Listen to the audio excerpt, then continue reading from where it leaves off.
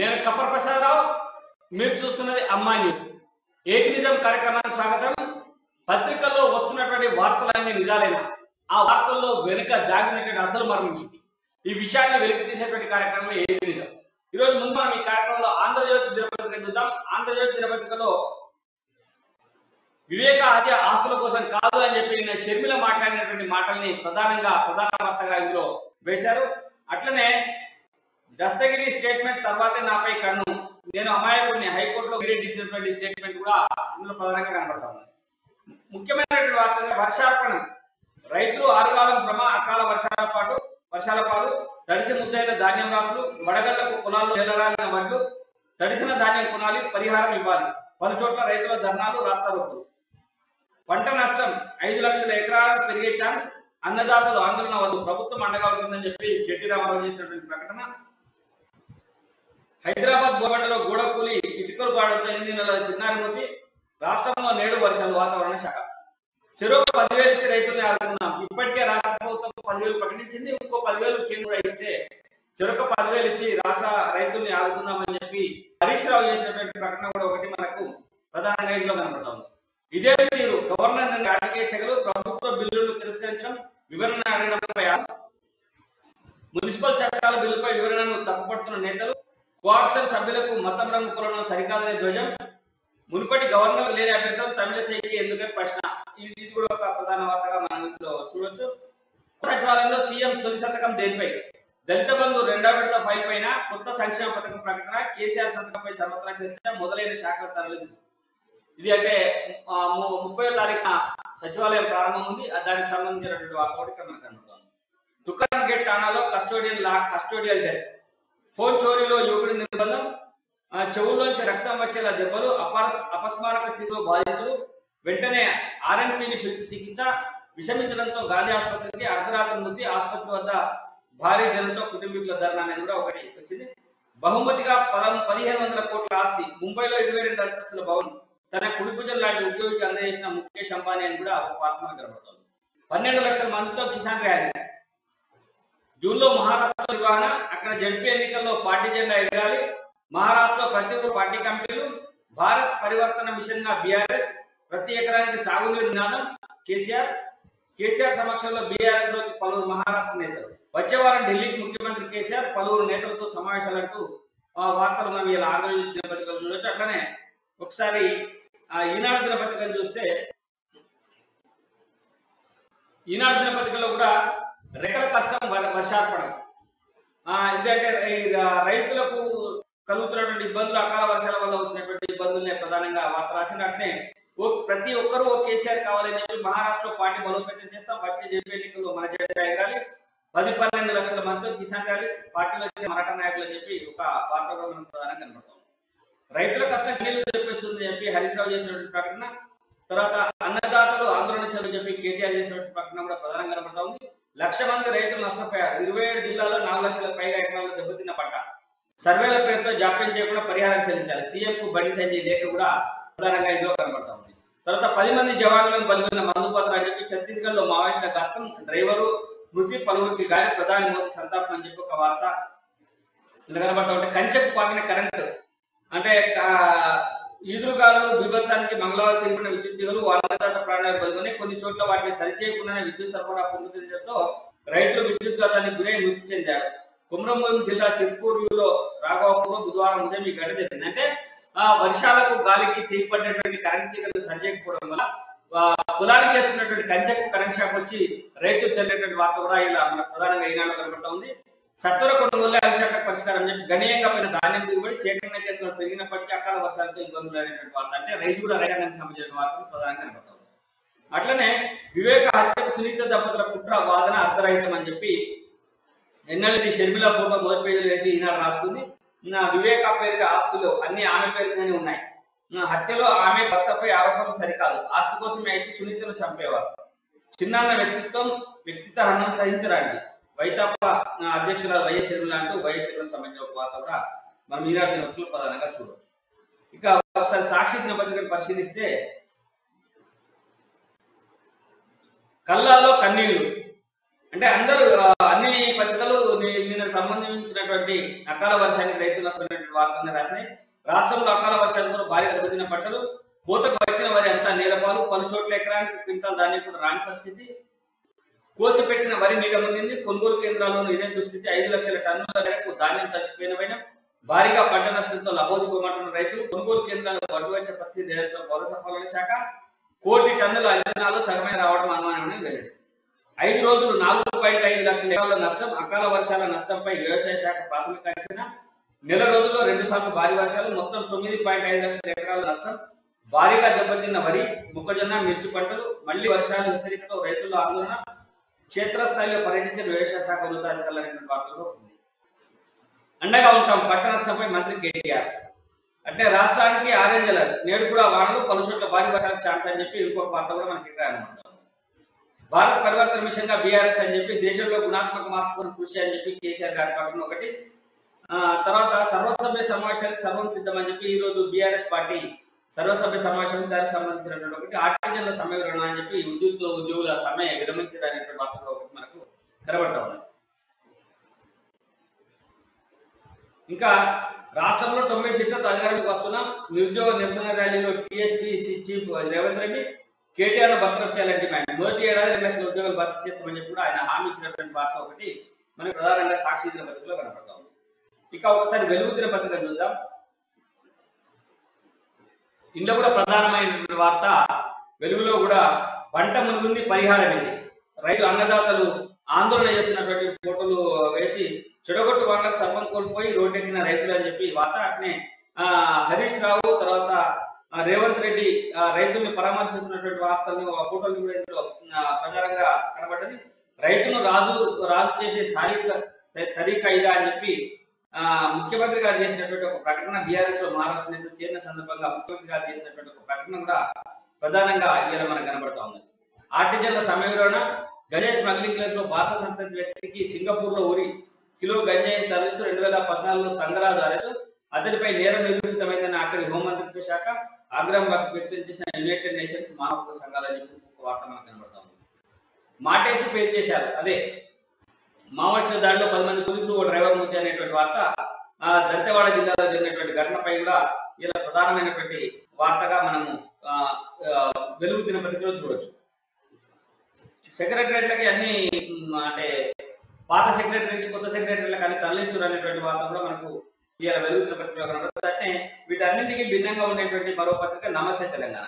నమస్తే తెలంగాణ కూడా రోజు ఎందుకు చదువుతున్నాం అంటే వీటిలో ఏమొచ్చింది, అందులో ఏమొచ్చింది, ఇది కంపారిజన్ ఖచ్చితమైనటువంటి అవసరం ఉంది కాబట్టి నమస్తే తెలంగాణలో మొదటి పేజీలో బ్యారీ యాడ్ వచ్చింది ఒకటి, బొద్దుల లక్ష్మణ్ అది. తర్వాత 2వ పేజీలో అజయ్, 3వ పేజీలో వచ్చి చూసినాం. ఇందులో అన్ని పత్రికలలో ప్రధానమైనటువంటి వార్త, ప్రధానంగా మెయిన్ లో వచ్చినటువంటి వార్త ఏంటంటే రాష్ట్రంలో జరిగినటువంటి రైతాంగానికి జరిగిన నష్టం సంబంధించినటువంటి వార్త వస్తే ఇందులో మిషన్ భారత్ మనదే హ్యాట్రిక్ అని చెప్పి, మిషన్ భారత్ పేరుతో బీఆర్ఎస్ దేశ పరివర్తన అని చెప్పి కేసీఆర్ గారు చేసినటువంటి ప్రకటన. మరొక వైపు మనదే హ్యాట్రిక్ అని చెప్పి 3వసారి కేసీఆర్ ముఖ్యమంత్రి అని చెప్పి విపక్షాల్లో సీఎంకు సమఉద్యోగులు లేరు, అంతా మరుగుతులే, బీజేపీ శిఖండి రాజకీయాలు, కాంగ్రెస్ మా ప్రత్యర్థి అని చెప్పి చేసినటువంటి కేటీఆర్ గారి ఒక ఇంటర్వ్యూ ఒకటి ప్రధానంగా వేసింది. దాని తర్వాత కింద అధైర్యం వద్దు, ఆదుకుంటామని చెప్పి ముఖ్యమంత్రి కేసీఆర్ మనకు అండగా ఉంటాడని చెప్పి హరీష్ రావు చేసినటువంటి ఒక మాట వేసిండు. అట్లా ఇంకోటి ఏం రాసుకుంటే ఈనాడు ఉడతరాతులు అని చెప్పి మార్కెట్ యార్డులో వసతులు తేవడం విషప్రాతలు, గోదాములు షెడ్లు సరిపడా లేకపోతే తప్పుడు వార్తలు, స్వరాష్ట్రంలో మార్కెట్ యార్డులో సకల సౌకర్యాలు అని చెప్పి వార్త రాసిండ్రు. ఇందులో ఎంతవరకు నిజం ఉన్నది, ఈనాడు రాసింది ఎంతవరకు నిజం, ఇందులో వచ్చింది ఎంతవరకు నిజం అనేది కూడా మనం చర్చించాల్సిన అవసరం ఉంది. మావోయిస్టుల ఘాతం అనేటువంటి ఒక వార్త కూడా మనకు కనబడతాం. అంటే ఇవి ప్రధానంగా ఈరోజు పత్రికల్లో వచ్చినటువంటి వార్తలు. మనం వీటిపై విశ్లేషణ కొనసాగించే ముందు ఇందులో విశ్లేషణలో పాల్గొనడానికి భారతీయ కిసాన్ మోర్చా, బీజేపీ కిసాన్ మోర్చా జాతీయ కార్యవర్గ సభ్యులు, జాతీయ నాయకులు, అట్నే మన సీనియర్ జర్నలిస్ట్ కృష్ణమూర్తి గారు మనతో సిద్ధంగా ఉన్నారు, మధుసూదన్ రెడ్డి గారు మనతో లైవ్ లో సిద్ధంగా ఉన్నారు. ఈ రోజు మనం చూస్తున్నాం అన్ని పత్రికలలో కూడా అన్నదాత ఆక్రమణ ఏ విధంగా ఉంది, ఏ మేరకు నష్టపోయినారు, వాళ్ళని ఆదుకోవడానికి కేంద్ర రాష్ట్ర ప్రభుత్వాలు ఎలాంటి చర్యలు తీసుకుంటాయనే దానిపైనే అన్ని పత్రికల్లో కూడా ప్రధానంగా వార్తలు వచ్చినాయి. సుమారు 5 లక్షల ఎకరాల్లో పంటల నష్టం జరిగినట్టుగా కూడా మనకు అంటే కొన్ని సర్వేల ద్వారా తెలుస్తా ఉంది. కానీ అధికారికంగా ప్రభుత్వం ఇప్పటిదాకా ఎలాంటి సర్వేని ప్రకటించలేదు. గతంలో ముఖ్యమంత్రి గారు పర్యటనకు వెళ్లి 10,000 రూపాయలు అందజేస్తామని చెప్పినా ఇప్పటి వరకు పైసా కూడా రైతుకు అందలేనటువంటి విషయాన్ని కూడా పత్రికలు రాసింది. మరోవైపు హరీష్ రావు ప్రకటన చేస్తూ కేంద్రం కూడా 10,000 ఇవ్వాలి, మేము కూడా 10,000 ఇస్తాం, 20,000 ఇచ్చి ఆదుకుంటాం వార్త మనకు ప్రధానంగా కనబడుతుంది. అయితే వీటిపైన మనం చర్చిద్దాం. బీజేపీ కిసాన్ మోర్చా అఖిల భారత కార్యవర్గ సభ్యులు బూరి మధుసూదన్ రెడ్డి గారు, వారు గతంలో రాష్ట్రానికి కిసాన్ మోర్చా అధ్యక్షులుగా కూడా పనిచేశారు, రైతు నాయకులు. అట్నే సీనియర్ జర్నలిస్టు కృష్ణమూర్తి గారు, వీళ్ళిద్దరు ప్రస్తుతం మనతో పాటు లైవ్ లో సిద్ధంగా ఉన్నారు. ఇద్దరికి నమస్కారం. మధుసూదన్ రెడ్డి అన్న, చెప్పండి. ప్రధానంగా నిన్న హరీష్ రావు ఒక స్టేట్మెంట్ 10,000 రూపాయలు 10,000 రూపాయలు రాష్ట్రం ఇస్తుంది అని చెప్పి, దీన్ని ఏ రకంగా చూస్తున్నాను? అందరికి నమస్కారం. రాష్ట్ర ప్రభుత్వము 10,000 రూపాయలు ఇస్తానని చెప్పి రైతులను మోసం చేసింది. ఇది మోసం చేసే ప్రభుత్వాలే తప్ప అమలు చేసేటటువంటి ప్రభుత్వాలు కాదు. 2017లో ఎరువులు ఉచితంగా ఇస్తానని రైతులను మోసం చేసింది. 2018లో ₹1,00,000 రుణమాఫీ చేస్తానని రైతులను నిప్పేటం ఉంచింది ప్రభుత్వం. తర్వాత 1,00,000 ఎకరాలకు ప్రతి నియోజకవర్గానికి నీరు ఇస్తానని మోసం చేసింది. తర్వాత ఈ ప్రభుత్వం వచ్చినాక కొత్తగా ఇచ్చింది లేదు కానీ ఉన్నాయి మొత్తం సబ్సిడీ అన్ని ఎత్తేసింది. నయా పైసా బోనస్ ఇవ్వలేదు, చివరి గింజ వరకు కొనలేదు.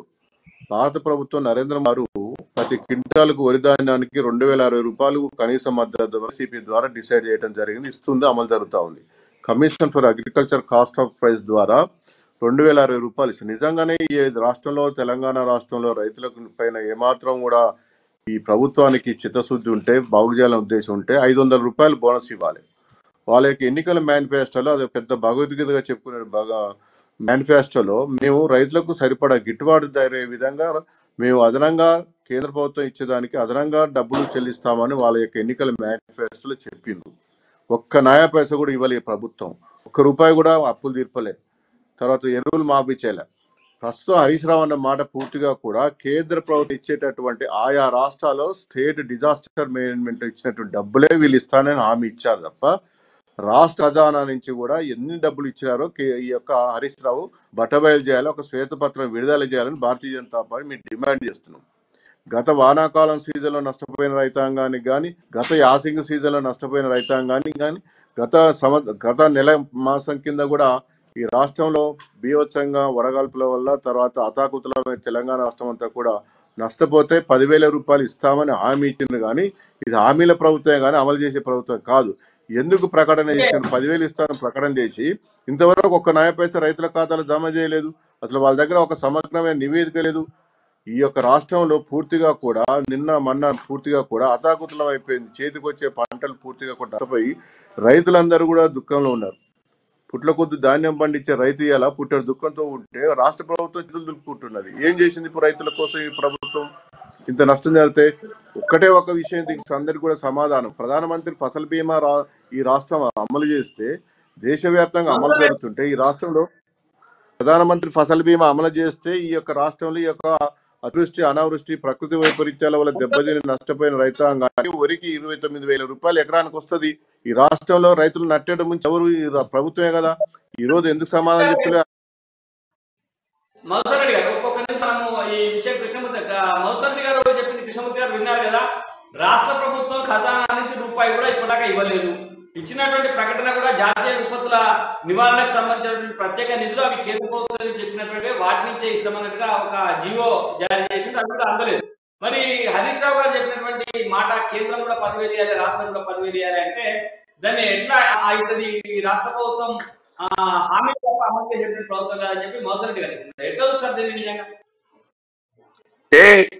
ఇది మరి చాలా అత్యంత దురదృష్టమైనటువంటి వ్యాఖ్యలు, బాధ్యతారహితమైన హరీష్ రావు గారు.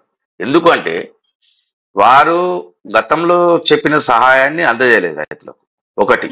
రెండోది, సీఎం కేసీఆర్ అంటే రాష్ట్రానికి అధిపతి సీఎం కేసీఆర్ ఏమో కేంద్రాన్ని నిధులు పంపను, కేంద్రాన్ని నిధులు అడగను అంటాడు. మేము పంపని కేంద్రానికి ఎందుకు పంపాలి? చిత్తపట్ల పడేస్తారు, వాళ్ళు పట్టించుకోరు. మేము పంపం, నివేదికలు పంపము, మేము నిధులు అడగం. మా దగ్గర ఉంది రాష్ట్ర ప్రభుత్వం, మాకు సత్తా ఉంది, ఆర్థిక పరిపుష్టి ఉంది, మేము ఇస్తామని చెప్పేసి కేసీఆర్ ప్రకటిస్తారు. ఆర్థిక మంత్రి ఏమో కేంద్రం 10,000 ఇవ్వాలి అంటారు. కేంద్రం 10,000 ఎట్లా ఇస్తుంది? ఒక ప్రొసీజర్ ఉంది కదా. వ్యవసాయ శాఖ జిల్లాల వారీగా అంచనా తెప్పించుకొని వాటికి ఎక్కడ జరిగింది ఏందని చెప్పిన తర్వాత దాన్ని సమగ్రంగా కేంద్రానికి పంపిస్తే కేంద్రం వచ్చి పరిశీలించిన తర్వాత మీకు ఏ సహాయం అనేది చేస్తారు. మీరు నివేదికలే పంపరాయి, మీరు నివేదికలు జిల్లా కలెక్టర్ ఇప్పించుకోరాయి, జిల్లా కలెక్టర్ క్షేత్రస్థాయి నుంచి నివేదికలు అడగరాయి, ఎక్కడికి వెళ్ళి మీరు చేస్తుంటారు అంటే ఇదంతా. దీన్ని కూడా అంటే పెద్ద దురదృష్టకరమైనటువంటి విషయం ఏంటంటే రాష్ట్ర పాలకులు, బీఆర్ఎస్ పాలకులు ప్రతి విషయాన్ని రాజకీయం చేయాలని చూస్తూ ఉన్నారు, రాజకీయ కోణంలోనే ఆలోచన చేస్తున్నారు. కానీ మానవతా కోణము, మానవీయ కోణంలో ఏమాత్రం ఆలోచన చేయట్లేదు. ఇది ఒక రుజువు.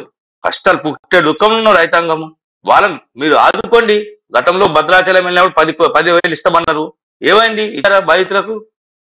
ఓన్లీ గ్రేటర్ హైదరాబాద్ ఎన్నికలప్పుడు ఎన్నికల కోసం కొంతమందికి వదిలేశారు, తర్వాత ఎన్నికల తర్వాత ఇస్తామన్నారు, అవి ఇవ్వలేదు.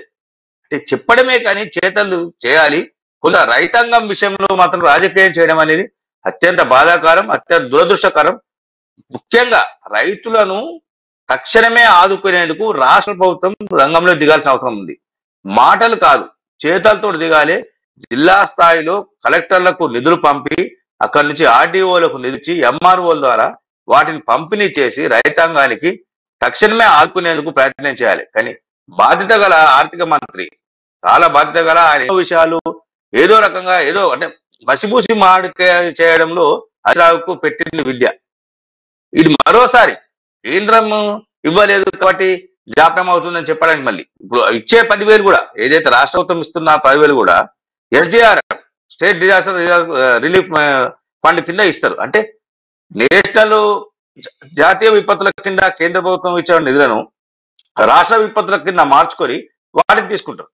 అది రాష్ట్ర ప్రభుత్వాలకు ఎప్పటికప్పుడు ఉన్నటువంటి వెసులుబాటు తీసుకోవచ్చు. ఆ విషయాన్ని అంటే కేంద్రమే ఆ 10,000 కేంద్రమే ఇవ్వాలి, ఈ 10,000 కేంద్రం ఇవ్వాలి. రాష్ట్ర ప్రభుత్వం రాజకీయం చేస్తుంది, రైతాంగాన్ని అడ్డం పెట్టుకొని రైతులను మసబుసి మాడికాయ చేసి రాష్ట్ర ప్రభుత్వం రాజకీయం చేస్తుంది. అంటే ప్రతి విషయాన్ని రాజకీయం చేసి ప్రతి విషయాన్ని రైతులను విద్యార్థులను యువకులను అందరినీ మోసం చేసి అందరినీ అంటే ప్రతి విషయానికి కేంద్రం. మరి రాష్ట్రం ఎందుకు? మరి మామగారు చేసిన స్టేట్మెంట్ విషయంలో హరీష్ గారు స్పష్టత ఇవ్వాలి కదా. నేను కృష్ణమూర్తి గారు ఇప్పుడు ప్రధానంగా ఒక మాట మనము గమనించాలంటే ఇందాక మధుసూదన్ రెడ్డి గారు చెప్పినా మీరు చెప్పినా ఈ రాష్ట్ర ప్రభుత్వము ఇంతవరకు నిధులు విడుదల చేయలేదు, కేవలం జీవోలు విడుదల చేసింది అనేది ఒక మాట. రెండో మాట ఏంటంటే అసలు ఇప్పటిదాకా సమగ్రం అంటే గత నెలలో జరిగినటువంటి నష్టపోయిన రైతాంగం యొక్క వివరాలు కానీ పంట నష్టం వివరాలు సమగ్రమైనటువంటి నివేదిక ఏదైనా ప్రభుత్వం దగ్గర ఉన్నదా? ఉంటే ఆ ప్రభుత్వం ఆ నివేదిక ప్రకారంగా ఎలాంటి చర్యలు తీసుకుంది అనడానికి ఇప్పటిదాకా మన దగ్గర అయితే పూర్తి ఇప్పటిదాకా వచ్చినటువంటి వార్తలు, పత్రికలు వచ్చినటువంటి వార్తలు అయితే ఏం లేవు. మన అంతర్గతంగా ఏమైనా చర్చలు జరుగుతూ ఉన్నాయా, ఏం చేస్తా ఉన్నారని పక్కన పెడితే బహిరంగంగా ప్రజానీకానికి తెలిసేలా ఇప్పటిదాకా ఎలాంటి చర్యలు తీసుకోలేదు. తర్వాత వ్యవసాయ శాఖ అధికారుల నష్టాన్ని అంచనా వేయడానికి గ్రామీణ ప్రాంతాలకు వెళ్ళినట్టుగా ఇక్కడ కనబడతలేదు. ఎందుకంటే రైతులతో ఉన్నారు, మా దగ్గరికి ఎవరు రాలేదు, మా దగ్గర ఏం జరగలేదనేటువంటి విషయాన్ని చెప్తా ఉన్నాను కదా. దీన్ని ఎట్లా చూడాలి? అసలు నిజంగానే ప్రభుత్వం ఎలాంటి దర్యాప్తు చేయకుండా, ఎలాంటి పంట నష్టం అంచనాలు వేయకుండా కేవలం రాజకీయ ప్రకటనలే చేసిన అనుకోవచ్చా కృష్ణమూర్తి గారు? ఖచ్చితంగా ఇది రాజకీయ ప్రకటన. ఏదైనా ఒక ప్రొసీజర్ ఉంటుంది, ఆ ప్రొసీజర్ ను పక్కకు పెట్టి ప్రొసీజర్ ను మేము ఫాలో కాము, మేము ఏదో వ్యాఖ్యలు చేస్తాము, మేము ఏదో పొలిటికల్ లబ్ధి కోసం ప్రయత్నం చేస్తామని అత్యంత దురదృష్టకరమైన విషయం. ఏ ప్రభుత్వమైనా, ఏ మంత్రి అయినా, ఎవరైనా సరే కొంచెం బాధ్యతగా ప్రవర్తించి రైతుల విషయంలో మరీ బాధ్యతగా వ్యవహరించాల్సిన అవసరం ఉంది. రైతాంగం ఆరుగాలం కష్టపడి పండించిన పంట చేతికొచ్చే సమయంలో నీటిపాలైంది అన్నప్పుడు కొంత మనం కూడా మానవతా దృక్పథంతో ఆలోచన చేయాలి. దానికి సంబంధించిన వెంటనే క్షేత్రస్థాయిలో అధికారులను పంపించి నివేదిక తెప్పించుకోవాలి. రాష్ట్ర నిధులను విడుదల చేసి కలెక్టర్లకు బదిలీ చేయాలి, కలెక్టర్లకు పంపించాలి. కలెక్టర్లు పంపించినప్పుడు కలెక్టర్లు చేస్తారు కదా, ఇప్పుడు కలెక్టర్లు చేయమని అంటున్నారు. కలెక్టర్లు ఎక్కడికి వెళ్ళి చేస్తారు? వాళ్ళ దగ్గర నిధులు ఏడున్నాయి, ఖజానే ఖాళీ ఉంది, వాళ్ళ జీతాలు సరే రావట్లేదా, వాళ్ళు ఎక్కడికి వెళ్ళి తెచ్చిస్తారు? మళ్ళీ ఏమంటారు? కేంద్ర ప్రభుత్వం మేము అడిగితే ఇవ్వలేదు, 10,000 ఇస్తే ఏం పోయింది కేంద్ర ప్రభుత్వానికి, రైతాంగానికి, రైతులకు ప్రభుత్వం అంటారు కదా అని వీళ్ళు మాట్లాడతారు. మరి మీరేం చేస్తున్నారు? మీ నివేదికలు ఇవ్వాలి కదా. కేంద్ర ప్రభుత్వం ఏదైనా సరే ఒక డిపిఆర్, ఒక ప్రాజెక్ట్ కట్టాలంటే డీటెయిల్ ప్రాజెక్ట్ రిపోర్ట్ ఇవ్వాలి. ఇవ్వకుండా కావాలంటే ఇవ్వరు కదా కేంద్ర ప్రభుత్వం. దానికో బాధ్యత ఉంది కదా. ఇక రాష్ట్ర ప్రభుత్వంలో రాష్ట్రంలో ఏక వ్యక్తి పాలన సాగినట్టుగా కేంద్రంలో సాగించాలని నడవట్లేదు కదా. ఇప్పుడు రాష్ట్రంలో జరిగేటువంటి రాష్ట్రంలో జరిగేటువంటి నష్టానికి సంబంధించిన అంచనాలు కేంద్రానికి నివేదికల ద్వారా పోతే అప్పుడు కేంద్రం ఇంకొక పరిశీలన బృందాన్ని పంపో లేకపోతే వీళ్ళు ఇచ్చినటువంటి నివేదికను అంగీకరించి నిధులు విడుదల చేయడానికి ఆస్కారం ఉంటుంది. కానీ రాష్ట్ర ప్రభుత్వం ఇప్పటిదాకా వాటిపైన పరిశీలన జరగట్లేదు, నివేదికలు సిద్ధం చేయడం అనేది స్పష్టంగా అర్థమవుతా ఉంది. మధుసూదన్ రెడ్డి గారు దీన్ని హరీష్ రావు గారు మాట్లాడినటువంటి మాటలు రాజకీయ నిజంగానే కేంద్రం 10,000 రూపాయలు ఇస్తే మేము 10,000 రూపాయలు కేంద్రం 20,000 ఇచ్చినా ఇబ్బంది లేదు, రైతులు ఆదుకోవడానికి కేంద్రం రాష్ట్రం అనేటువంటి మాటలు కాకుండా ప్రభుత్వాలు ఎవరైనా నిధులు విడుదల కోరుకుంటా ఉన్నాం. ఎందుకంటే మనం చూస్తాం విజువల్స్ లో చూస్తే గుండె కొద్ది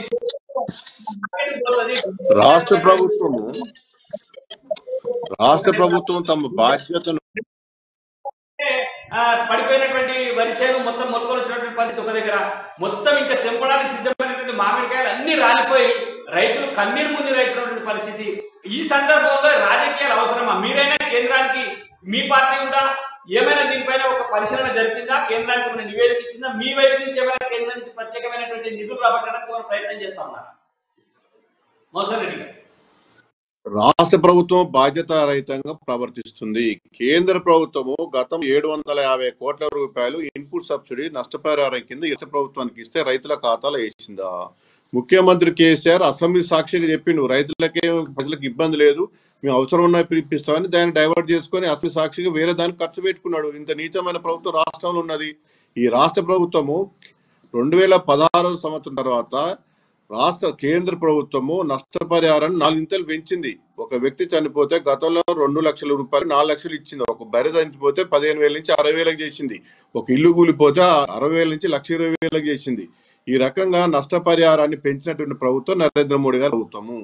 దేశవ్యాప్తంగా ఎక్కడైనా కానీ ప్రకృతి వైపరీత్యాల పంటలు దెబ్బతిన్నా, ఇండ్లు కూలిపోయినా, బర్రెలు చనిపోయినా, తర్వాత పశు సంపద చనిపోయినా, కరెంట్ షాట్ వల్ల చనిపోయినా 5 లక్షల రూపాయలు ఇచ్చే విధంగా ఈ యొక్క ప్రభుత్వం ప్లాన్ చేసింది. కానీ రాష్ట్ర ప్రభుత్వం నుంచి ఇప్పటి వరకు కేంద్ర ప్రభుత్వాన్ని మేము నష్టపరిహారం ఇవ్వాలని లేక కానీ, నష్టపరిహారానికి సంబంధించినటువంటి వివరాలు కానీ కేంద్ర ప్రభుత్వాన్ని పంపిస్తే ముఖ్యమంత్రి కానీ ఈ యొక్క హరీష్ కానీ పత్రికా సమావేశం ఏర్పాటు చేసి మేము పంపించినాము, ఇంతవరకు లేదనేటువంటిది ప్రకటన చేయాలి. రైతులు ఆటోమేటిక్గా రాజకీయం చేయటం కాదు. ఇల్లు మీరు ఇచ్చేటువంటి 5,000 రాష్ట్రంలో స్టేట్ డిజాస్టర్ మేనేజ్మెంట్ కింద అన్ని రాష్ట్రాలకు ఇట్లా ప్రకృతి వైపరీత్యాలు వస్తే వాడకం అని కొంత అడ్వాన్స్ ఫండ్స్ పెడతారు. అదే పద్ధతిలో ఈ యొక్క రాష్ట్రానికి ఇచ్చిన డబ్బులకి తీసి 10,000 రూపాయలు ఇస్తా అన్నారు, ఇవ్వలేదు. కేంద్ర ప్రభుత్వం బాధ్యతాయుతంగా ఇవ్వడానికి సిద్ధంగా ఉన్నది. మీరు నివేదికలు పంపించాలి. భారతీయ జనతా పార్టీ వైపు కూడా ఖచ్చితంగా కేంద్ర ప్రభుత్వం మార్కెట్ ద్వారా రైతుల దగ్గర నుంచి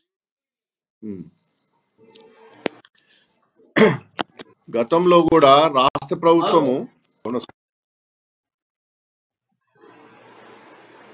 ప్రధానంగా కేంద్ర ప్రభుత్వం ఇస్తున్న నిధులు ఏవైతే ఉన్నాయో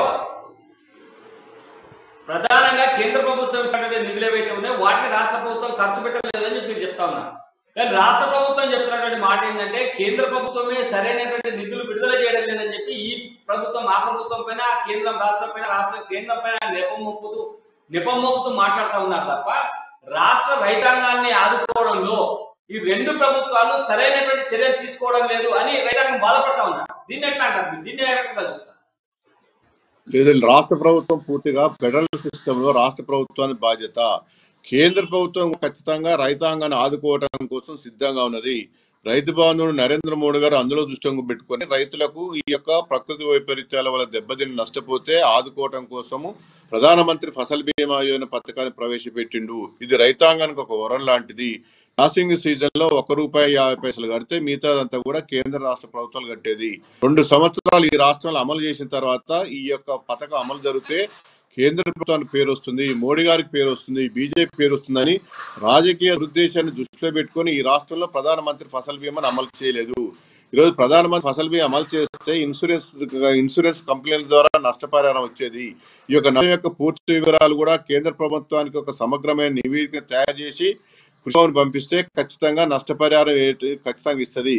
కేంద్ర బృందాన్ని వచ్చి ఒకసారి సందర్శించమని ఈ యొక్క రాష్ట్ర ప్రభుత్వం నుంచి హై లెవెల్ కమిటీ నుంచి చీఫ్ సెక్రటరీ నుంచి కేంద్ర ప్రభుత్వాన్ని ఏమైనా కోరినరా, లెటర్ పెట్టినరా రమ్మని? ఎట్లా ఇస్తారు కేంద్ర ప్రభుత్వం డబ్బులు? మీరు చెప్పారా? నష్టపరిహారం అడిగారా? వచ్చి ఒక రిపోర్ట్ సబ్మిట్ చేశారా? మీరు ఒట్టిగానే రాజకీయం చేస్తూ ఇవ్వలేదని మాట్లాడితే ఎట్లా? ఏ రాష్ట్రానికి ఇవ్వలేదా? ఇలా కేరళకి ఇచ్చింది, ఛత్తీస్గఢ్కి ఇచ్చింది, అక్కడ బీజేపీ ప్రభుత్వాలు లేవే, తమిళనాడుకి ఇచ్చింది. మీరు రాజకీయం చేస్తున్నారు, మీరే రాజకీయం చేస్తే ఇది సరిగ్గా పశ్చిమ బెంగాల్ రాష్ట్రంలో ఇచ్చారు. మీరు ఒక రూపాయి కూడా బోనస్ ఇస్తలేరు. మీరు కూడా రైతుల గురించి కేంద్ర ప్రభుత్వం గురించి మాట్లాడే నైతికత లేదు. ఛత్తీస్గఢ్ 300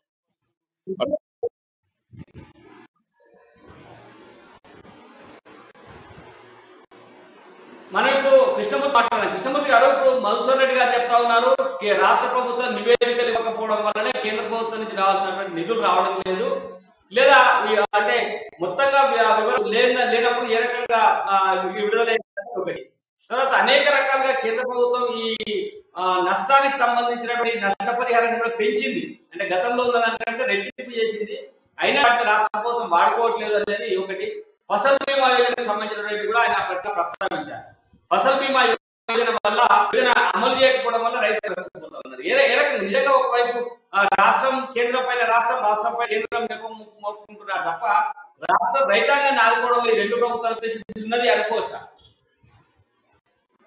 ఖచ్చితంగా అంటే ఒకటి మనం గుర్తించాల్సింది ప్రసాద్ గారు, క్షేత్రస్థాయిలో ఉన్నటువంటి వ్యవస్థ కరెక్ట్ గా ఉన్నప్పుడు ఆ పై స్థాయి వ్యవస్థలో మార్పు అనేది వస్తుంటది.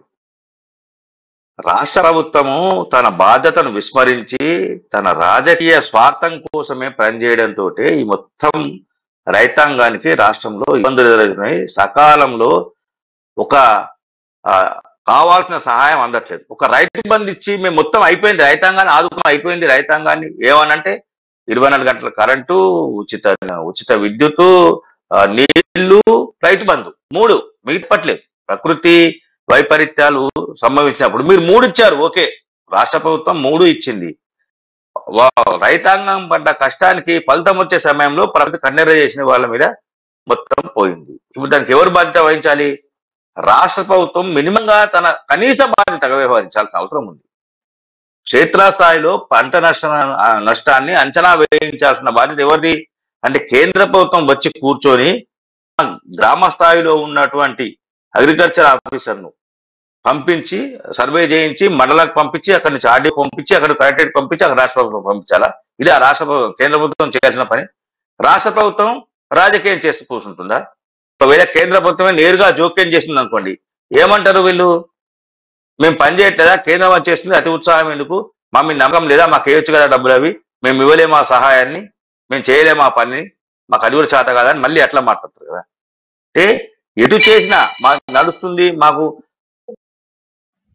మనం ఇంకొక అంశం కూడా మాట్లాడాల్సినటువంటి అవసరం ఉన్నది. ప్రధానంగా రాష్ట్ర ప్రభుత్వము కేంద్ర ప్రభుత్వం ఈ రెండింటి మధ్య సమన్వయం లేదు అనేది మనకు స్పష్టంగా అర్థమైతే ఉంది. ఈసారి రాజకీయ కారణాలు కావచ్చు, లేకపోతే ఇతరత్ర ఏదైనా కారణాలు కావచ్చు, రాష్ట్రానికి కేంద్రానికి మధ్యన సమన్వయం లేకపోవడం వల్ల కొన్ని వేల కోట్ల రూపాయల నిధులు రాష్ట్రానికి కావాల్సిన నిధులు రాకుండా ఆగిపోతున్నాయి. ఒకటైతే రెండొక అంశం కూడా మనం ఇక్కడ తీసుకోవాలి. ఫస్ట్ మామిడి రైతులకు సంబంధించి ఇంకా మరి చాలా దారుణమైనటువంటి నిన్న చూసినాము. అనేక మంది మామిడి రైతులు మీడియాతో మాట్లాడినారు, తర్వాత అధికారులతో మాట్లాడినటువంటి సందర్భం కూడా మనం చూసినాం. ఏంటంటే ఇంకా రేపు మామిడికాయలు తెంపి మార్కెట్ పంపించేటువంటి సమయంలో మొత్తంగా మామిడి తోటలన్నీ కూడా మామిడికాయలన్నీ కూడా రాలిపోయినటువంటి పరిస్థితి మనకు కనబడింది. అట్లా చాలా విపరీతంగా నష్టపోయినామని చెప్తా ఉన్నారు.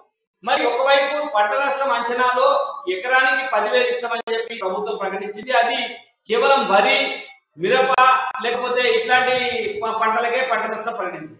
కానీ మరి ఉద్యానవన పంటలకి, మరి మామిడి కానీ ఇతర పంటలు కానీ ఈ పంటలకు సంబంధించినటువంటి నష్టపరిహారానికి ప్రభుత్వం ఏ రకమైనటువంటి చర్య తీసుకుంటా ఉంది? దానికి సంబంధించిన ప్రణాళిక మన ప్రభుత్వం దగ్గర ఉన్నదా? కృష్ణమూర్తి గారు, ప్రభుత్వం దగ్గర ఉన్నదా అంటే వాళ్ళు అనుకుంటే చేయగలరు, ఉన్నది కూడా ప్రభుత్వం దగ్గర, కానీ వాళ్ళకు చిత్తశుద్ధి అనేది ఎక్కడో లోపించింది. ఏంది ఈ మధ్య అర్థం కావట్లేదు వాళ్ళది. ప్రతిదీ రాజకీయ కోణంలోనే ఆలోచన చేయడంతో వచ్చినటువంటి ఇబ్బందులు. ఈ విషయమే కాదు, మీరు ఏ విషయం తీసుకోండి, టీఎస్పీఎస్ విషయం తీసుకోండి, మిగతా విషయాలు తీసుకోండి. జరిగింది పొరపాటు అనేది వ్యవస్థలో కొన్ని సమయాల్లో కొన్నిసార్లు పొరపాటు జరుగుతుంటాయి. కానీ దాన్ని సరిదిద్దుకునే ప్రయత్నం చేయకుండా ఎటు వాళ్ళని రేపమేసి మేము ఇంతే ఇక మెప్పిందే వేయడం, మేము అన్నదే మాట, ఇంకోటి పక్క జరగం ఎట్టి పరిస్థితిలో. అది ఏమన్నా కానీ హైకోర్టులో ఆ చివాట్లు పెట్టని, సుప్రీంకోర్టు చివాట్లు పెట్టని, ఏమైనా చేయని, మేము చెప్పిందే కరెక్ట్ అనే విధంగా వివరించడంతో ఈ మొత్తానికి అరిష్టంగా, రాష్ట్రానికి అరిష్టంగా మారిందని చెప్పొచ్చు. కారణం ఏంటంటే అంచనాలు వేయరు వీళ్ళు. నేను పదే పదే చెప్తున్నా, అంచనాలు వేయించాలి. ఫస్ట్ అంచనాలు వేయించి ఒక నివేదికలు తయారు చేసి కేంద్ర ప్రభుత్వానికి పంపించి, అక్కడ కేంద్రం దగ్గర అవసరమైతే ఒక మంత్రిని పంపించి, ఆర్థిక మంత్ర, వ్యవసాయ శాఖ మంత్ర, ఇంకా ముఖ్యమంత్రి అది మంచిది. ముఖ్యమంత్రి గారికి ఏదో ఈగో ప్రాబ్లమ్స్ ఏవో ఉంటుందో వారు వెళ్ళట్లేదు, అదే విషయం, అది రాజకీయ కోణం. వెళ్ళి అక్కడ అధికారులతో మాట్లాడి వాళ్ళు కొంత వాళ్ళని కన్వీన్ చేస్తే ఖచ్చితంగా కేంద్ర ప్రభుత్వం ఆదుకుంటుంది. ఇప్పుడు చెప్పినట్టుగా మన మధుసూదన్ గారు చెప్పినట్టుగా మిగతా రాష్ట్రాలకు ఇస్తుంది కదా, తెలంగాణకు ఎందుకు ఇవ్వదు? తెలంగాణ ముఖ్యమంత్రి గారు డైరెక్ట్ చెప్పారు కదా, గతంలో భద్రాచలం పట్టణకు వెళ్ళినప్పుడు, నేను ఏమి అడగను, కేంద్ర ప్రభుత్వాన్ని అడగను, నివేదికలు ఇవ్వను, నేను కేంద్ర ప్రభుత్వం నివేదికలు ఇచ్చేది లేదు, అడిగేది లేదు, కేంద్ర ప్రభుత్వం ఆర్థిక సహాయం మాకు అవసరం.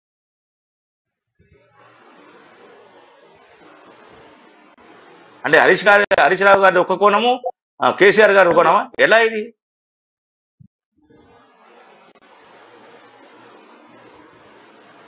ఇప్పుడు మనము ప్రధానంగా మధుసూదన్ రెడ్డి గారు కేంద్ర ప్రభుత్వం పెంచింది అని చెప్పినారు కదా అనేక అంశాలలో.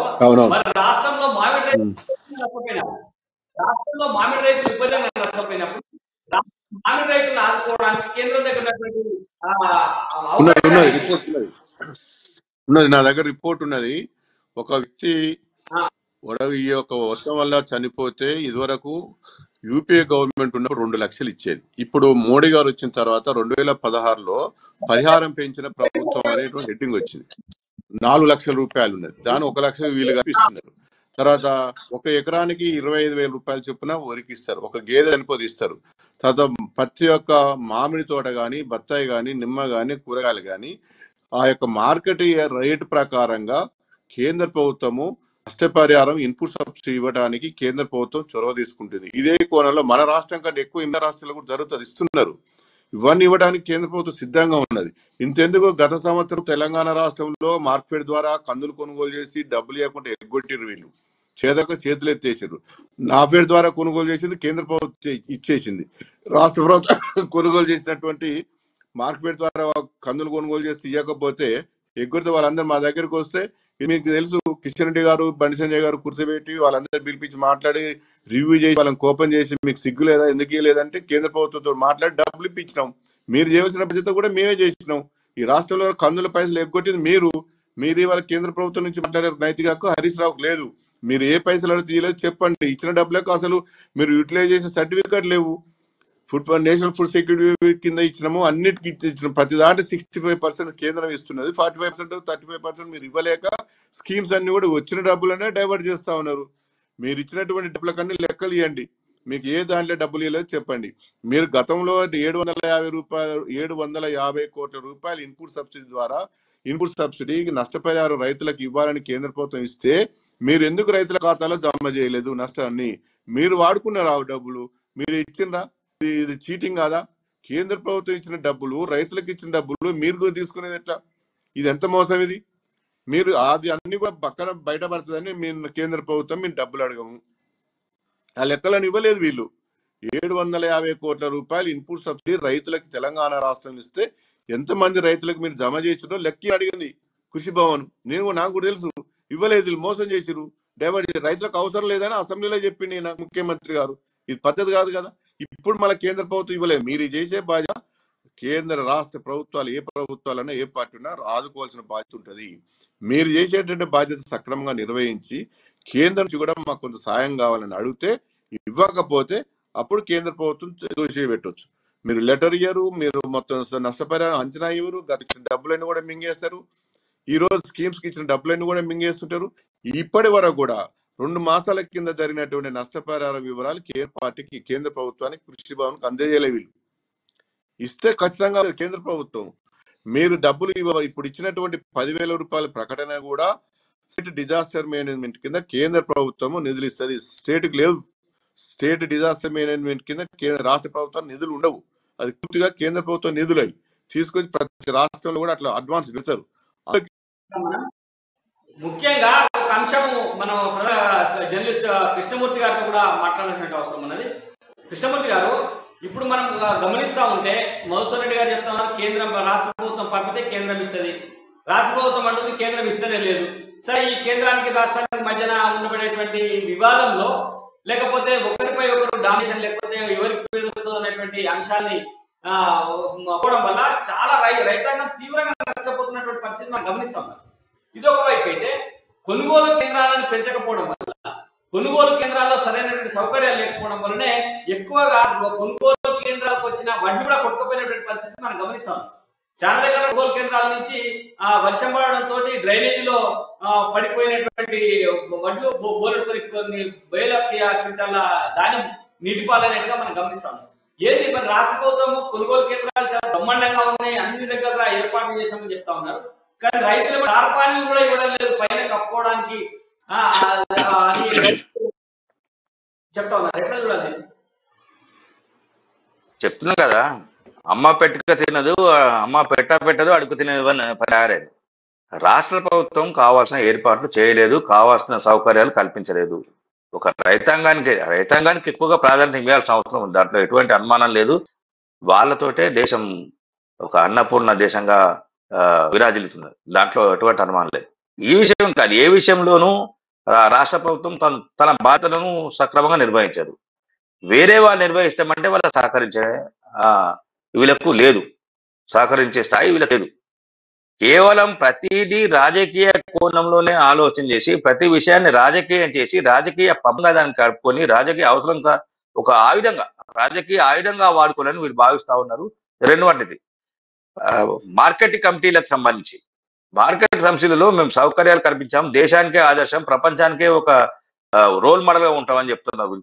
అంటే ప్రతి విషయం అదే, దేశము ప్రపంచమే వీళ్ళకు, వేరే లేదు. ఇక జిల్లా కూడా వీళ్ళకు లేదు, ప్రపంచము దేశం మొత్తం వీళ్ళకి ఏదైనా ఆదర్శం అన్నప్పుడు వీళ్ళు ఏ రకమైన చేశారు? క్షేత్రస్థాయిలో అధికారులు వెళ్తున్నారా?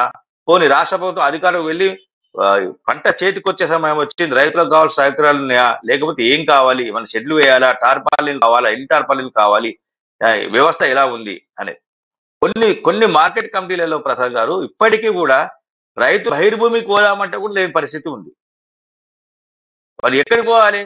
ఒకప్పుడు శివార్లలో కట్టినటి మార్కెట్ యార్డ్లు ఇప్పుడు దాని చుట్టూత నివాస ప్రాంతాలకు వాళ్ళు ఎక్కడికి పోవాలి? వాళ్ళు ఎవరికి? ఇట్లాంటి ప్రకృతి వైపరీత్యం తెచ్చినప్పుడు వాళ్ళు తలరాచుకొని ఒక షెడ్డు, ఒక ధాన్యం నిల్వ చేసుకొని కొన్ని షెడ్లు కట్టి వాటికి సంబంధించినటువంటి కొన్ని ప్లాట్ఫామ్స్, అంటే షెడ్లలో కూడా కొన్ని ఎత్తుగా ప్లాట్ఫామ్స్ కడితే నీరు వచ్చినా కానీ కిందికి వెళ్ళిపోతుంటది. పైన ధాన్యం బాలు ఉంటాయి, పైనుంచి షెడ్ ఉంటుంది కాబట్టి నీళ్లు వచ్చినా వెళ్ళిపోతాయి. దాని ప్లాట్ఫామ్స్ కట్టరు. దానికి అటువంటి వ్యవస్థ వీళ్ళు చేశారా? వీళ్ళకి ఏమైనా ప్లానింగ్ ఉన్నదా? ఏమనంటే మేము చేశాము, గట్టిగా మాట్లాడితే వీళ్ళు తెలంగాణ ద్రోహులు, ఇదే వీళ్ళకి వచ్చే డైలాగులు, వేరే లేవు. అసలు రైతులను వాళ్ళకు ఒక్కసారి రైతాంగం దగ్గరికి పోయి పంట చేతికొచ్చే సమయంలో ఎంత వస్తుంది, ఏముంది అని వ్యవసాయ శాఖ అధికారులతో వీళ్ళు అంచనా వేస్తున్నారా? దానికి సంబంధించిన మార్కెటింగ్ వ్యవస్థ చేస్తున్నారా? ఏ పంట ఎంత వస్తుంది, కొనుగోలు చేసి ఎక్కడి నిల్వ చేయాలి? ఇదే అంశం మనం దీని మీద డీటెయిల్ గా డిస్కస్ చేద్దాము. మీరేమో ఒకసారి మన మధుసూదన్ రెడ్డి గారితో మాట్లాడి దీని మీద డీటెయిల్ గా డిస్కస్ చేద్దాం. మీరు ఇందాక లేవనటువంటి అంశం ఏంటంటే మార్కెట్ యార్డులలో సౌకర్యాలు లేకపోవడం వల్ల ఇబ్బందులు అవుతున్నాయని ఇటీవల పత్రికల్లో కూడా ఆ విషయాలు వస్తూ ఉన్నాయి. కానీ దానిపైన నమస్తే తెలంగాణ ఒక వార్త వచ్చింది, దానిపైన కూడా డీటెయిల్ గా డిస్కస్ చేసే ముందు ఒకసారి మధుసూదన్ రెడ్డి గారి కూడా. మధుసూదన్ రెడ్డి గారు, ప్రస్తుతం ఎన్ని కొనుగోలు కేంద్రాలు ఇప్పటిదాకా ఎంత కొనుగోలు జరిగింది, దీనిపైన మీ దగ్గర ఏమైనా మీకేమైనా దీనిపైన పూర్తిగా మీ పార్టీకి సంబంధించి అవగాహన ఏమైనా ఉందా? ఇప్పటిదాకా జరిగింది అనేది రాష్ట్రంలో మార్చి 20వ తారీఖు నుంచి కొనుగోలు కేంద్రాలు ప్రారంభించాలి. రాష్ట్ర వ్యాప్తంగా ఎన్ని ఎకరాల్లో సేద్యం జరిగింది, ఏ నియోజకవర్గంలో ఎంత పంట వేసిన యాసింగ్ సీజన్లో పంట దిగుబడి ఎంత వస్తున్నది, దీనికి సరిపడా యొక్క వ్యవస్థ, మానిటరింగ్ వ్యవస్థ చూసుకోవాల్సిన బాధ్యత రాష్ట్ర ప్రభుత్వానికి. ఎన్ని ఎకరాలలో నాటు వేయటం, ఎంత పంట దిగుబడి వస్తున్నది, దీనికి కావాల్సినటువంటి వ్యవస్థ ఏంటనేది చూసుకోవాలి. ఇవన్నీ కూడా మార్చి 20వ తారీఖు లోపలనే పూర్తిగా ఏర్పాటు చేసుకోవాల్సిన బాధ్యత రాష్ట్ర ప్రభుత్వం ఉంది. ఉదాహరణ నల్గొండ జిల్లాలో ఉంది. ఏ మండలంలో ఎంత పంట సాగు చేసింది, ఎంత పంట దిగుబడి అయితే, దానికి కావాల్సినటువంటి వసతులు ఏంది, ఎక్కడ ట్రాన్స్పోర్ట్ చేయాలి, ఎక్కడ అన్లోడింగ్ చేయాలి, ఎన్ని బస్తాలు పడుతుంది, హమాలీలు ఎన్ని, కాంటాలు ఎన్ని క్వింటాలు ధాన్యం వస్తుంది. ఏమై భూమి అయితే పెరగలేదు కదా. ఇది ప్రతి సంవత్సరం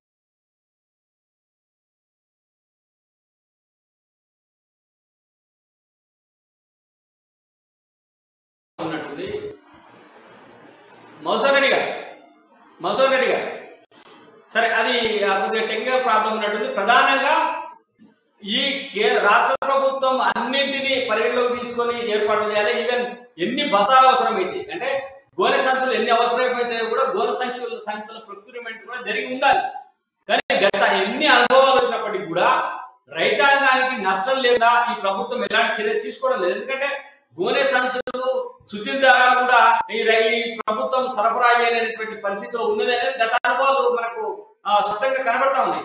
కనీసం టార్పాలిన్ అంటే మార్కెట్ వచ్చిన తర్వాత ఏది కొనుగోలు కేంద్రాలలో రైతులు వర్షానికి వడ్లు తడవకుండా ఉండడం కోసం టార్పాలిన్లు కప్పల కోసం కూడా టార్పాలిన్ కవర్ లేనటువంటి పరిస్థితి మార్కెట్ యార్డులో ఉన్నట్టుగా మనకు వార్తలు వచ్చింది.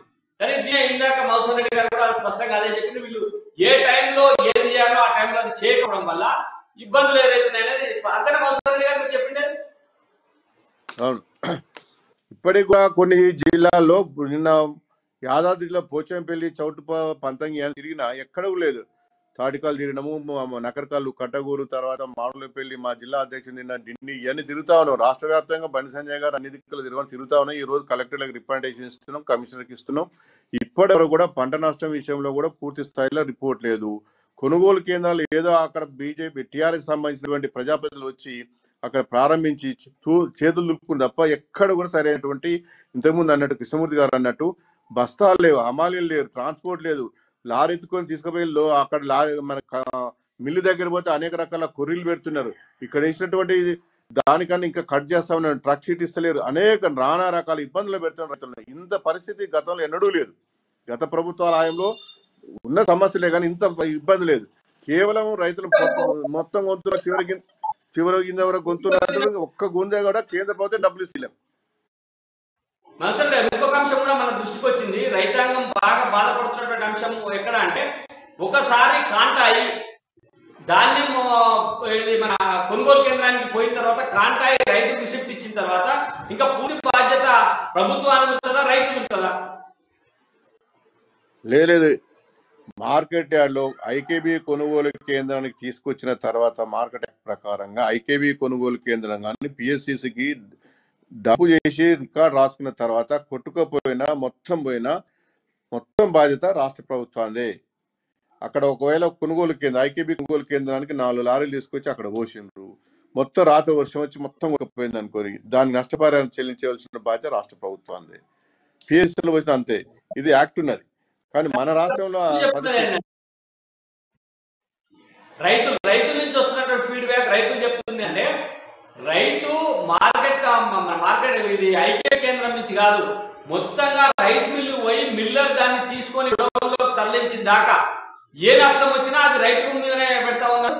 అక్కడ మిల్లర్ తిరస్కరించినా కూడా దాన్ని మళ్ళీ రైతు ఖాతాలో రైతుకు డబ్బులు ఇవ్వకుండా ఎగొడతా ఉన్నారు. అక్కడ హమాలీ డబ్బులు కూడా, అంటే ఇక్కడి నుంచి లారీ పోయిన తర్వాత మిల్లర్ దించుకోవడానికి హమాలీ డబ్బులు కూడా రైతుల నుంచే వసూలు చేస్తా ఉన్నారు అనేటువంటి బాధ రైతులు వ్యక్తం చేస్తా ఉన్నారు. ఎట్లా చూడాలి? వాస్తవం ఇది కిరికిరి పెడుతున్నారు. ఇక్కడ గవర్నమెంట్ అధికారులు, అగ్రికల్చర్ అధికారులు అక్కడ రేట్ వేసి ఫిక్స్ చేసి ట్రక్ షీట్ రిపోర్ట్ రాసి ఇన్ని బస్తాలు పలానా రైతు అని పంపించినాక మిల్లు కాడ దింపుకుంటప్పుడు ధర కట్ చేసుకుంటారు. 2060 రూపాయలు అంటే 2020 ఇస్తాం, 2040 ఇస్తాం, అట్లయితే తీసుకో లేకపోతే తీసుకోపోవాలని కిరికిరి పెడుతున్నారు. ఇప్పుడు పూర్తిగా కూడా రైతుల యొక్క పరిస్థితి మిల్లర్ల యొక్క దయాదాక్షాణాలపైన ఆధారపడ్డది. మిల్లర్లను పూర్తిగా కూడా అధికార పార్టీ యంత్రాంగం ఎన్కేసి వస్తున్నది. వాళ్ళు ఎంత రాస్తా అంతేనే రేటు, పూర్తిగా కూడా అంత తరుగు పేరుతో 5-6 కిలోలు దొక్కుంటారు. ఒక్కొక్క లారీ పేరు మీద 25,000, 30,000 అదనంగా పంపిస్తారు. దీనికి ఐకేబీ కొనుగోలు కేంద్రాలు ఉన్నటువంటి అధికారులు, సిబ్బంది, మిల్లర్స్ పంచుకుంటారు. ఇవన్నీ కూడా ఒక్క లోడ్ తీసుకపోతే 25,000 రూపాయలు రైతుకు నష్టం జరుగుతూ ఉన్నది. ప్రతి క్వింటాల్ పేరు మీద 3 నుంచి 4 కిలో ఎక్కువ దొరుకుతా ఉన్నారు. అయినప్పటికీ కూడా పోనీ అని రైతులు వదిలిపెట్టిన ఆడిపోయినాక ట్రక్ షీట్ ఇయ్యరు. ట్రక్ షీట్ ఇవ్వాలంటే నేను చెప్పిన ప్రకారంగా అయితే ఇస్తాడు, మీకు బస్తాలు తగ్గుంటుంది. ఇక్కడి నుంచి కొనుగోలు కేంద్రంలో అధికారులు ఇచ్చిన రేటు ఏం పనికిరాదు. మళ్ళీ అక్కడ పోయినాక రైతు దింపుకున్న తర్వాత రైతు దగ్గర నుంచి మిల్లర్ దింపుకున్న తర్వాత వేసిన రేటే ఉంటది. ఈ రకంగా రోజు మా దృష్టికి అనేక సమస్యలు వస్తున్నాయి. ఇది కలెక్టర్ చెప్పినా ఏం చేస్తలేరు, డిఎస్పీ చెప్పినా ఏం చేస్తలేరు, ఏదో పోనీ అని అడ్జస్ట్ చేస్తా ఉన్నారు. కానీ వాళ్ళు వేసిన రేటుకే వాళ్ళు వేసిన ట్రక్ షీట్ ఎంత ఇస్తేనే అంతే జరుగుతుంది. ఇంకో మరి ఒక మోసం ఏం జరుగుతుందంటే ఈ కరెక్ట్ గా డైరెక్ట్ గా ఫార్మర్ కటింగ్ చేసి ఒడ్లు తీసుకొని చక్కగా మిల్కాడికి వస్తే పోతుంది. ఇది అధికార పార్టీ నాయకులు చెప్తే పోసుకుంటున్నారు.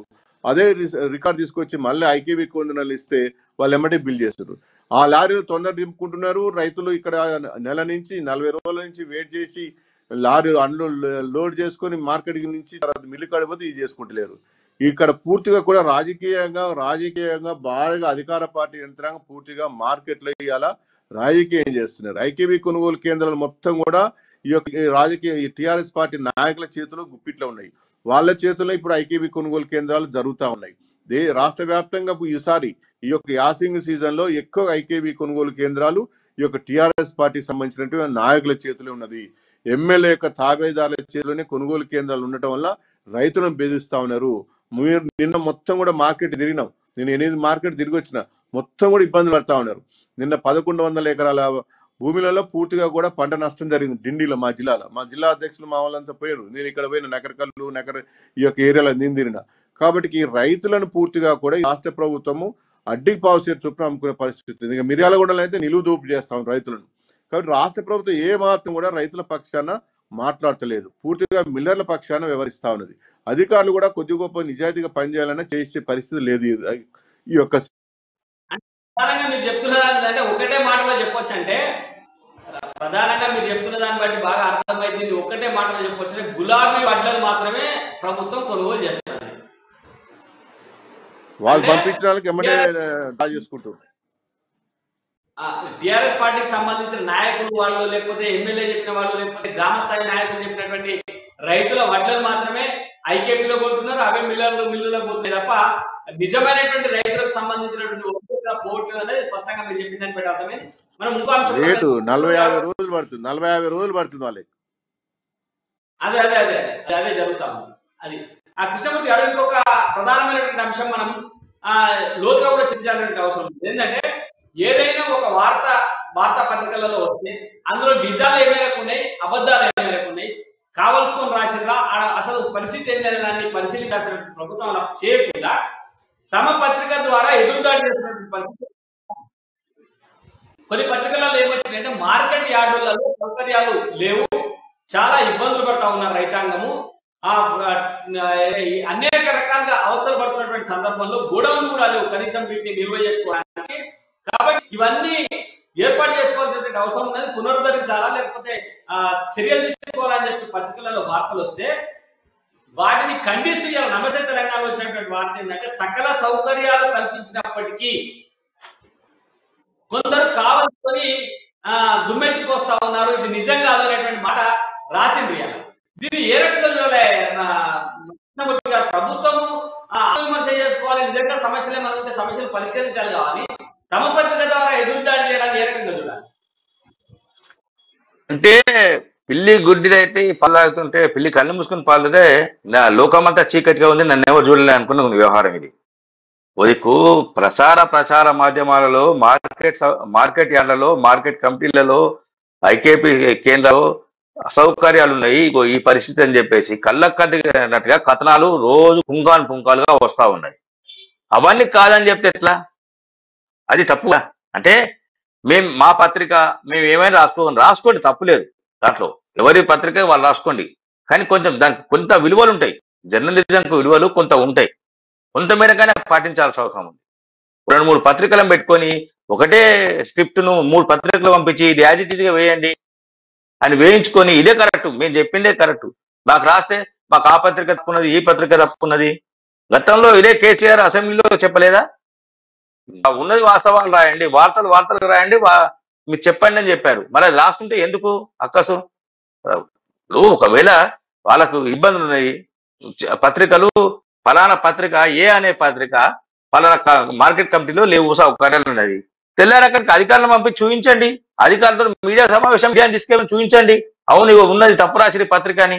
అది చూపించలేకపోతున్నారు, చూపించాలి కదా వాస్తవాలు ఏందని. అంటే రైతులకు కూడా కొంత అవగాహన వస్తుంది, ప్రభుత్వం మీద తప్పుడు ప్రచారం చేస్తున్నారా పత్రికలు తప్పుడు రాస్తున్నాయా, ప్రభుత్వం తప్పుడు చేస్తున్నదా అనే విషయం వాళ్ళకు తెలుస్తుంది కదా. తెలియాలంటే ఏం చేయాలి? అధికారులు తీసి క్షేత్రస్థాయిలో అధికారులను పంపించి అక్కడ ఉన్నటువంటి మీడియా వాళ్ళని ఎవరైతే రాస్తుందో ఆ మీడియా లోకల్ గా ఉన్నటువంటి ప్రతినిధులుగా మీకు ఎవరు ఆ పత్రిక తీసుకెళ్లి వాళ్ళతో మాట్లాడి వాళ్ళకు చూపించే సౌకర్యాలు, ఇగో ఇది మేము చేసింది, ఇది ఇక్కడ ఇచ్చేసాం, ఇక్కడ ఇచ్చేసాం, రాసింది పత్రికలు రాసింది తప్పు, ఇక్కడ నల్లాలు లేవన్నారు, కుళాయిలు లేవన్నారు, నీళ్లు రావట్టాయన్నారు, ఎండకు ఎండుతున్నారు అన్నారు, ఇగో మేము షెడ్లు కట్టాము, వాళ్ళకి ఏర్పాటు చేసాము, ధాన్యం కోసం ప్లాట్ఫామ్స్ కట్టాము, ధాన్యం నిల్వ చేసుకోవచ్చు, ప్లాట్ఫామ్స్ కడితే 1 ఫీట్ నీళ్ళు వచ్చినా కానీ ధాన్యం తడవకుండా మేము ఏర్పాటు చేసాం, చూపించండి మీరు. దానికి అది పెట్టుకొని రాసి ఇదే కరెక్ట్ 1-2 ఫోటోలు, గ్రాఫిక్స్ ఫోటోలు వేసుకొని చేస్తుంటే అది అయ్యేది కాదు కదా. వాస్తవాలను నమ్మే విధంగా, పత్రికను విశ్వాసంలో తీసుకునే విధంగా ఉంటే బాగుంటుంది. జర్నలిజం అనేది, పత్రికలు అనేది ప్రజలకు నమ్మే కోసం జర్నలిజం అనేది కొంచెం బతికే అవకాశాలు అయితే ఉన్నాయి. ఓకే కృష్ణమూర్తి గారు, మనం ఒకసారి మౌసూర్ రెడ్డి గారితో ఇదే విషయం మాట్లాడారు. మౌసూర్ రెడ్డి గారు, ముఖ్యంగా ఐకేపీ సెంటర్లలో అయితే సరే ఐకేపీ సెంటర్ అప్పటికప్పుడు ఏర్పాటు చేశారు కాబట్టి కొన్ని సౌకర్యాలు ఉండొచ్చు, లేకపోవచ్చు. కానీ మార్కెట్ యార్డ్, ప్రధానంగా మార్కెట్ యార్డ్లు ఎప్పటి నుంచో ఉన్నాయి. మార్కెట్ యార్డ్లలో గోదాములు కట్టాలనేటువంటి డిమాండ్ కూడా ఉంది. మార్కెట్కి వస్తున్నటువంటి ధాన్యానికి అనుగుణంగా అక్కడ గోదాములు లేవనేటువంటి మాట అందరికి తెలిసిందే. కానీ సౌకర్యాల లేమి ఉన్నాయని వార్తలు వస్తే దాన్ని ప్రభుత్వం పరిష్కరించాల్సింది పోయి తమ పత్రిక ద్వారా ఎదురుదాడి చేయడానికి మీరు ఏ రకంగా చూస్తున్నారు? ఇది 100% తప్పు. అట్లా చేయకూడదు. కేంద్ర ప్రభుత్వం, ప్రధానమంత్రి నరేంద్ర మోడీ గారు ఆత్మనిర్భర్ భారత్ లో 1,00,000 కోట్ల రూపాయలు వ్యవసాయ రంగానికి, మార్కెట్ యొక్క ఆధునీకరణకు, నూతనంగా తెలంగాణ రాష్ట్రంలో సరిపడా ఈ యొక్క పంటల యొక్క దిగుబడికి సరిపడా గోదాముల యొక్క నిర్మాణం కోసం 1,00,000 కోట్ల రూపాయలు ఆత్మనిర్భర్ భారత్లు ఇచ్చిండ్రు. ఇది బహుశా ఈ యొక్క పత్రిక తెలియకపోవచ్చు. మొత్తం కూడా గోదాముల నిర్మాణంకి ఇచ్చి ఆ యొక్క మార్కెట్లో ఆధునీకరణ చేసి పూర్తిగా కూడా సౌకర్యాలు ఏర్పాటు చేయమని, మార్కెట్ల యొక్క సామర్థ్యాన్ని పెంచమని 1,00,000 కోట్ల రూపాయలు కేంద్ర ప్రభుత్వం విడుదల చేసింది. ఈ పత్రిక నమస్తే తెలంగాణ తెలియకపోవచ్చు, తెలుసుకోవాల్సిన బాధ్యత అది మీడియాకు. ఈ డబ్బులు ఏం చేసినారు? ఎన్ని కొత్తగా గోదాములు నిర్మాణం చేసినా హరీష్ రావు సమాధానం చెప్పాలి నాకు. ఎక్కడ కొత్తగా మార్కెట్ ఆధునీకరణ చేసినావు? ఇవాళ మంత్రి ఉన్నాడు జగదీశ్వర్ రెడ్డి, సూర్యాపేటలో ఏం చేసినావు? ఈ డబ్బులు ఏం చేసినారు మీరు? ఆత్మనిర్భర్ భారత్ లో 1,00,000 కోట్ల రూపాయలు మోడీ గారు ఇచ్చిందా ఇవ్వలేదా? చర్చకు సిద్ధమా? నల్గొండలో ఏం చేసినావు? కరీంనగర్లో ఏం చేసినావు? గంగుల కమలాకర్ ఏం చేసినావు? Civil supply minister. కరీంనగర్, వరంగల్లో ఏం చేసిండ్రు? నిజామాబాద్లో ఏం చేసిండ్రు? మీరు మాట్లాడతారు. ఇచ్చిన డబ్బులన్నీ లెక్కలేదు. కేంద్ర ప్రభుత్వం 10,000 రూపాయలు నష్టపరిహారం ఇవ్వాలని కథలు చెప్తారు. ఇవన్నీ రైతులకు చెప్పాలి. మీరు పత్రికల్లో ప్రభుత్వాన్ని వక్రీకరించి తప్పు చేసే విధంగా మాట్లాడితే ప్రజలందరికీ తెలిసి సోషల్ మీడియా చూపిస్తున్నారు. మీ అట్లాంటి పెద్దలందరూ తెలియజేస్తున్నారు. మీరు ఈ రాష్ట్రంలో ఎంత అయితే పంట దిగుబడి వస్తుందో 2 సీజన్లో వాటి సరిపడా పూర్తిగా కూడా సౌకర్యాలతోటి, ఆధునిక సౌకర్యాలతోటి గోదాముల నిర్మాణం చేపట్టమని కేంద్ర ప్రభుత్వం నిధులు ఇస్తే ఎక్కడ చేపట్టలేదు? మిగతా రాష్ట్రాల్లో చేపడుతున్నారు. ఇవాళ మధ్యప్రదేశ్లో ఎన్ని గోదాముల నిర్మాణం చేశారు? ఉత్తరప్రదేశ్లో ఎన్ని అయినాయి? మహారాష్ట్రలో ఎన్ని అయినాయి? కర్ణాటకలో ఎన్ని అయినాయి? కేరళలో అవుతున్నాయి. ఈ రాష్ట్రంలో గోదాముల నిర్మాణం చేపట్టకపోవడం వల్ల రైస్ మిల్లర్ మీద డిపెండ్ అయింది ప్రభుత్వము, రైతాంగం. ఆ దయాదాక్ష్యాలు ఉంటే దింపుకుంటుండ్రు, లేకుంటే దింపుకుంటలేరు. చిన్న వ్యవస్థ మానిటరింగ్ చేసేటటువంటి విషయం అనేక రకాల లోపభూయిష్టంగా రాష్ట్ర ప్రభుత్వం ఉన్నది. ఇది రైతు వ్యతిరేక ప్రభుత్వము. ఓకే మౌసూర్ రెడ్డి గారు, ప్రధానంగా మనం చూస్తున్నటువంటి అంశాలను గమనిస్తే ఇక్కడ తెలంగాణలో మార్కెట్ యార్డులో సౌకర్యాలు లేమి ఉన్నాయనేది వాస్తవం. తగినన్ని గోదాముల నిర్మాణం లేకపోవడం వల్ల అనేక రకాల ఇబ్బందులు ఎదురవుతున్నాయనేది వాస్తవం. సరే, కొత్త గోదాములు కట్టొచ్చు, కట్టలేదని ఎవరు అంటారు? గతంలో ఉన్నట్టే ఉన్నాయని చెప్పండి. కానీ సౌకర్యాల కల్పన అనేది వస్తున్నటువంటి ధాన్య దిగుబడికి అనుగుణంగా లేదు. రైతాంగం రకరకాల అవస్థలు పడతా ఉన్నారు. వీటిని పట్టించుకోకుండా కేవలం రాజకీయపరమైనటువంటి వార్తల్ని మాత్రమే ప్రధానంగా రాసుకొని రైతాంగం సమస్యల్ని అట్టడుగున పడేస్తున్నటువంటి అధికార పార్టీకి సంబంధించిన పత్రిక నమస్తే తెలంగాణ ఈ రకమైనటువంటి రాష్ట్రాలు ఇలాంటి ఇబ్బందులు లేవు, సకల సౌకర్యాలు కల్పించమనేటువంటి మాట మనం చూస్తూ ఉన్నాం. ఈ మార్కెట్ యార్డులో వసతులు లేవంటే విషపు రాతలు, గోదాములు షెడ్లు సరిపడా లేవంటే తప్పుడు వార్తలు, స్వరాష్ట్రంలో మార్కెట్ యార్డులో సౌకర్యాల కల్పన. సకల సౌకర్యాల కల్పన అంటే ఏంటి? ఇందాక కృష్ణమూర్తి గారు చెప్పింది, బయటకు పోవడానికి కనీసమైనటువంటి మరుగుదొడ్లు లేనటువంటి పరిస్థితి, భోజనాలు చేసుకోవడానికి షెడ్లు లేనటువంటి పరిస్థితి. రైతు ఎక్కడ ఒకవేళ రాత్రి అక్కడనే పడుకోవాల్సి వస్తే రైతు యొక్క ధాన్యం అమ్ముకోకపోతే దాన్ని నిల్వ చేసుకోవడానికి సరైనటువంటి సౌకర్యాలు లేని పరిస్థితి ఇలా రాష్ట్రంలోని అన్ని గోదాములలో ఉంటే తాము మంచుకున్నాము అంత ఈ రకంగానే ఉంది, అభివృద్ధి జరిగింది అనేటువంటి తప్పుడు వార్తల్ని రాస్తూ మిగతా వాళ్ళే తప్పుడు వార్తలు అనేటువంటి మాటలు ఇలా మాట్లాడడం కూడా సరైనటువంటిది కాదనేది స్పష్టంగా మనకు అర్థమవుతా ఉంది. అట్నే రాష్ట్ర రైతాంగం అనేక రకాల ఇబ్బందులు పడతా ఉంటే నెపం కేంద్రం పైన నెట్టడం, కేంద్రం రాష్ట్రం పైన నెట్టడం, ఏమైనా ఈ రెండు అంశాల మధ్య కేంద్రం మరియు రాష్ట్రం మధ్యన రాష్ట్ర రైతాంగం నలిగిపోతున్నటువంటి పరిస్థితులు మనకు స్పష్టంగా అర్థమవుతా ఉంది. ఇది ఈ రోజు ఎదిరిజం కార్యక్రమం. ఈ కార్యక్రమంలో పాల్గొన్నటువంటి కిసాన్ మోర్చా నాయకుడు మధుసూదన్ రెడ్డి గారికి, అట్నే సీనియర్ జర్నలిస్ట్ కృష్ణమూర్తి గారికి ప్రత్యేకంగా కృతజ్ఞతలు. ఇది మళ్ళీ రేపటి కార్యక్రమంలో మళ్ళీ కలుద్దాం. అంతవరకు సెలవు. నమస్తే.